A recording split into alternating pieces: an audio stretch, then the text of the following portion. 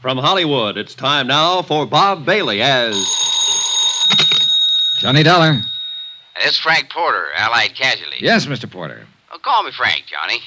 You phoned yesterday about the McCormack matter. I got all the stuff about the case on my desk here, and we're still offering $7,500 reward. Thanks for confirming it, Frank. Sure. You got a tip or something? An old con named Mike Cairn gave me a tip about a guy named Jojo Panny. I'm working on it. Well, need any help? No, not yet. I might. Jojo pulled out of his hotel last night, bag and baggage. Oh, what are you going to do? I'm on my way to Long Island. Huh? I want to talk to McCormack himself. Oh. Johnny. Yeah?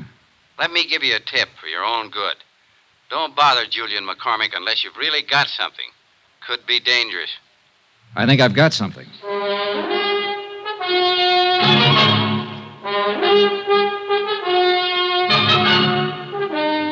Tonight and every weekday night, Bob Bailey in the transcribed adventures of the man with the action-packed expense account. America's fabulous freelance insurance investigator. Yours truly, Johnny Dollar.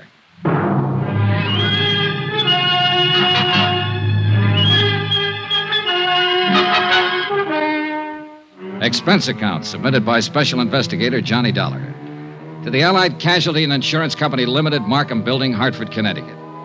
The following is an accounting of expenditures during my investigation of the McCormack matter.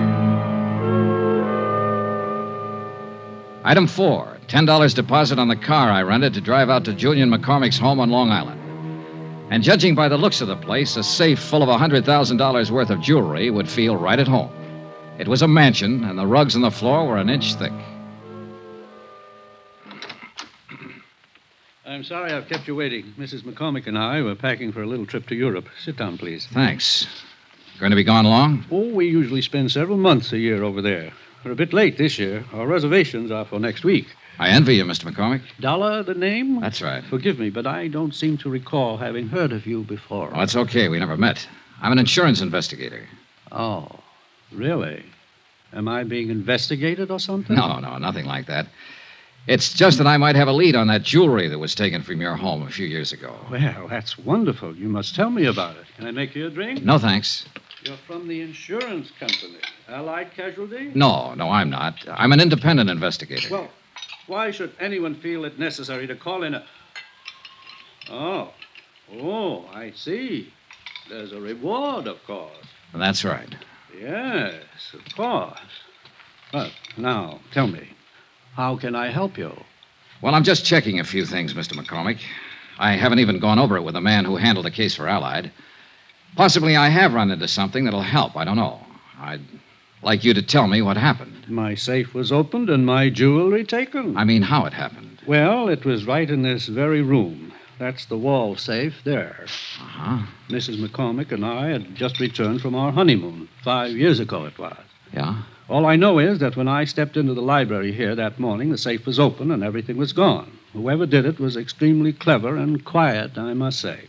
Was the safe cracked? No. It was just opened. Someone figured the combination or something like that. Well, who knew the combination at the time? Only myself, Mr. Dollar. You're sure of that? Why, of course. I see. I reported it to the police right away here on Long Island. Then some men from New York City were here, too. And your insurance company? I reported it to my insurance company immediately. They had a man on the scene as soon as the police, Mr. Porter. Frank Porter? Yes. Do you know him? I've talked to him on the phone. I haven't met him. A very nice chap. He worked very hard trying to recover it. I'm sure he did. Did they have an adjuster? Yes. How much did you collect, if you don't mind? Not much. What do you mean? Well, it was unfortunate. By keeping that much jewelry in a small house safe, it seems I violated a clause in the contract. It should have been kept in a safety deposit box or some such. Consequently, the matter went into litigation. I'm afraid the court found me at fault. I collected only a part of the insured value, $20,000. So, you can see I'd certainly welcome a recovery. Sure.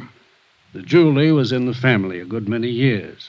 I had given it to my wife, and well, a man hates to lose things he loves. Yes, I understand. Was Mrs. McCormack here the morning it happened? Oh, yeah? I'd like to talk to her. She's terribly busy, but if you think it's sufficiently important, I'll call her. No, never mind. I'm curious, Mr. Dollar. This case has been closed a long time. At least, no one's contacted me or asked me for any information about it for at least 4 years. What opened it? A man named Mike Cairn, Huh? Who's he? an old convict up at Ossining who shared a cell for a while with a man named Joe Panny. Uh-huh. Cairn died yesterday, but before he died, he told me he thought Panny had something to do with it. He'd heard him mention your name. Well, it seems to me you should talk with this Joe Penny. I did, and I will some more, as soon as I locate him again. Right now, he's missing. Oh, I'm sorry. Well, thanks for the time, Mr. McCormack. You let me know if you learn anything? Sure. Do you honestly think you can recover that jewelry? With any luck at all. That would be wonderful, wonderful. You think so? Why, yes, of course. Mrs. McCormack might be glad to know about it, too. What? You said it was her jewelry. I don't know why I said that to him, just a sudden impulse. But he wasn't smiling when he walked me to the door, shook my hand, and patted me on the shoulder. I had a funny feeling that Mr. Julian McCormack was scared like a rabbit of me. I drove back to the city, had lunch at Walgreens, and dropped into Allied Casualty's New York office to pick up the folder on reward information. I met Frank Porter and liked him right away, a big, red-headed man in a tweed suit. Well, gee whiz, Johnny, it makes me feel older than ever doing this. How come? Well, I weighed 15 pounds less when this case started, June 1951. Ah, here we are. These are pictures of the stuff. Uh-huh. Now, that one they call Tierra del Fuego. Huh? Some necklace, I can see why. Yeah, and this one was called Imperial, in the royal family of Russia at one time. And this is the other one, Placid. Beautiful stuff. Oh, you can say that again. That all of it? Well, that's about the size of it, Johnny. $100,000 gone. Yeah. Help any? Sure. It's nice to know what I'm trying to find. Well, I hope you have better luck than I did. Yeah.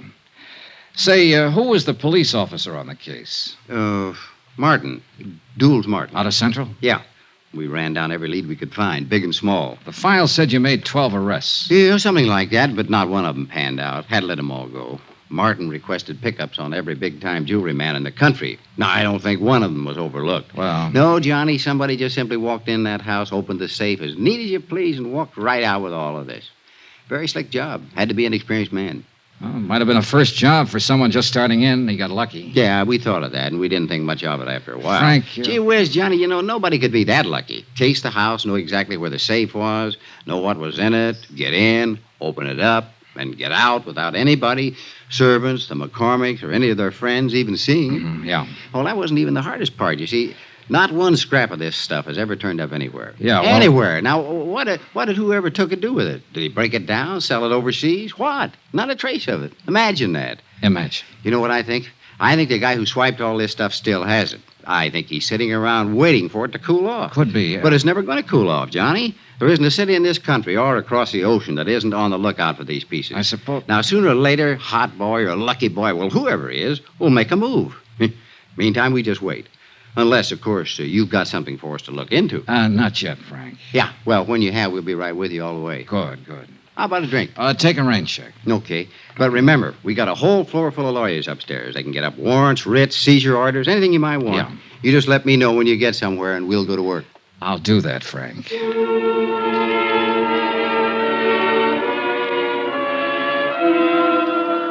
I left Frank Porter and went back over to the parole office to see what had developed with Joe Panny. After all, if he didn't report in, he'd be in violation of his parole, be in real trouble. But nothing had developed. He hadn't put in a change of address, nothing. So I went back to my hotel and had some dinner. Then I shaved, changed my clothes. Expense account, item 5, $1.50 cab fare. I garaged my rented car, went back to Central Police Station, and pulled out the mug on Joe Panny once more, hoping to get a line on some friends or relatives of his where he might be staying. Up till then, things had been going pretty routine. Then a clerk from the parole offices stepped across the hall. Hi, Mr. Dollar. Hi. Thought it was you I saw in here. I wasn't sure. How's it going? Fine. Talk to your friend Joe Panny yet? Not today. Why? Well, you seemed awful anxious to talk to him, is all. I am. Why don't you go see him? You playing games? I've been trying to find out where he is all day. And I already told you. You what? Sure, I gave it to you half an hour ago when you phoned. When who phoned?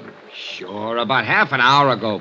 Look, Joe Panny called in and told me his address. Yeah? I no sooner set down the phone and you call in and said, "This is Johnny Dollar. Have you heard from Joe Panny?" What? I said, "Yeah," and I told you his address, that's all. What address did you say? The Allen Hotel on 115th Street, same place he was before.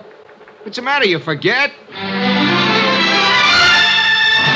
It took me 10 minutes to get from the police station over to the Allen Hotel. 10 minutes of wondering who'd put in that call and used my name.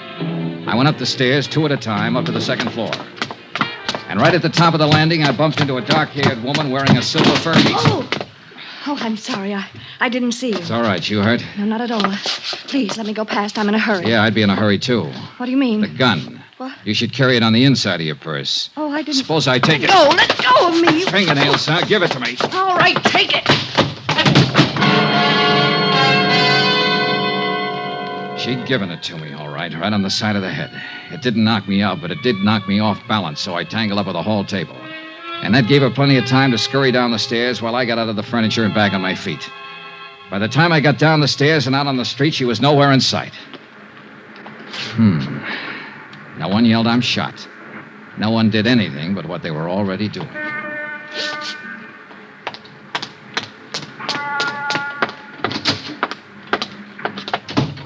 Hi. Where were you just now? You weren't here at the front desk? I was out back eating my dinner. Why?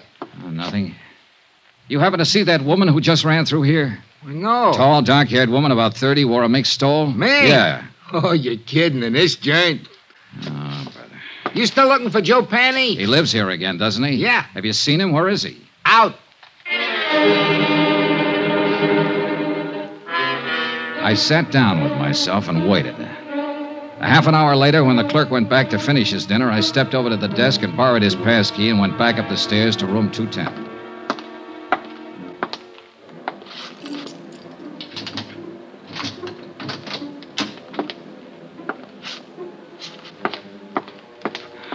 Well, I didn't need the passkey, and I didn't need to doubt the clerk.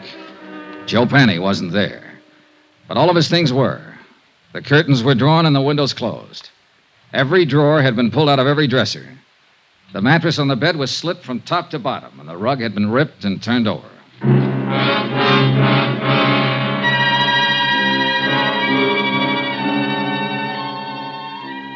Expense account, item 6, $1, 1 drink.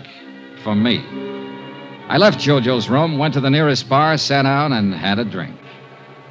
A scared victim, a missing con, a dark-haired woman wearing a mink and a gun, and other things. Right then and there, I decided that Mike Cairns' tip had been pretty good at that.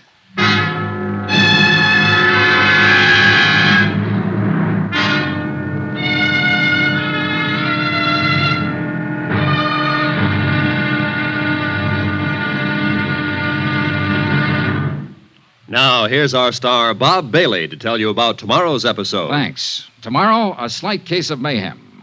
When the right guy turns up in the wrong place. Join us, won't you? Yours truly, Johnny Dollar.